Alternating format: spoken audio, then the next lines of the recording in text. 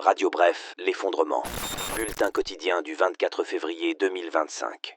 Sur le plan international, l'Ukraine et les États-Unis sont en phase finale de négociations sur un accord qui donnerait à Washington l'accès aux minerais ukrainiens en échange d'une protection. La vice-première ministre ukrainienne a déclaré que les négociations ont été très constructives, avec presque tous les détails clés finalisés. Rappelons tout de même que ces négociations ont été au cœur de vives tensions entre Kiev et Washington.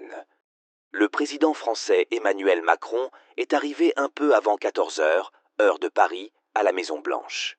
Avec Donald Trump, il a participé à un appel des dirigeants du G7. Emmanuel Macron souhaite convaincre le président américain que la Russie constitue une menace existentielle et que Vladimir Poutine ne respectera pas forcément un cessez-le-feu.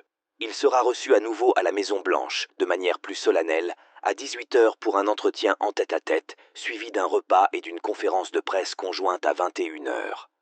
En parallèle, les ministres des Affaires étrangères de l'Union européenne ont approuvé aujourd'hui un 16e train de sanctions à l'encontre de la Russie, notamment l'interdiction d'importer de l'aluminium au sein de l'Union. La présidente de la Commission européenne, Ursula von der Leyen, a pour sa part averti que malgré l'ouverture de discussions unilatérales entre Washington et Moscou, Vladimir Poutine n'était selon elle pas prêt à reculer. Par ailleurs, les dirigeants européens vont tenter de conclure un accord sur une nouvelle enveloppe militaire pour l'Ukraine lors d'un sommet spécial convoqué le 6 mars prochain. La chef de la diplomatie de l'Union européenne a proposé que les 27 États membres s'engagent à fournir de nouvelles armes dès que possible, notamment des missiles, des systèmes de défense anti-aérienne et des obus d'artillerie.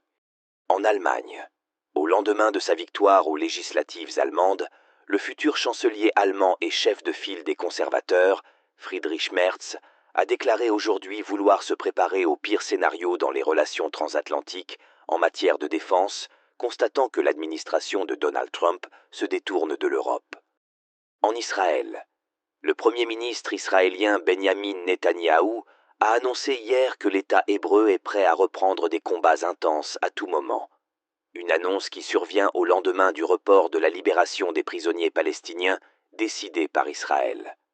De son côté, le Hamas accuse l'État hébreu de mettre en grave danger tout l'accord de trêve.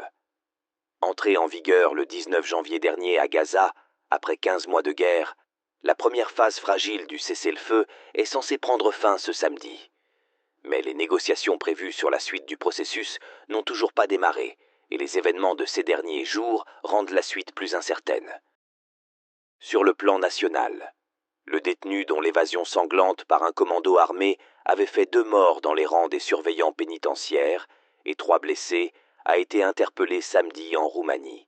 Les cheveux grossièrement teints en roux, Mohamed Amra, surnommé la Mouche, avait loué un appartement au nord de Bucarest et souhaitait y subir une opération de chirurgie esthétique pour disparaître définitivement. Apparu tout sourire lors de son transfert, il est actuellement toujours détenu sur place en attente de son extradition. Ce lundi, un nouveau coup de filet a eu lieu. 14 nouvelles personnes ont été placées en garde à vue. Elles viennent se rajouter à celles ayant déjà eu lieu samedi et dimanche.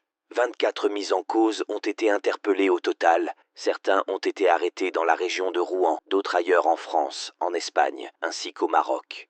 Dans le cadre de l'affaire Betaram, une plainte visant le Premier ministre François Bayrou a été déposée. Il s'agit d'une plainte pour non-dénonciation de crimes et délits. En marge de sa visite au Salon de l'Agriculture, il a balayé l'information d'un revers de main en déclarant, je cite, « Je ne participe pas au scandale ». À tous de Roméo Bravo, fin de transmission.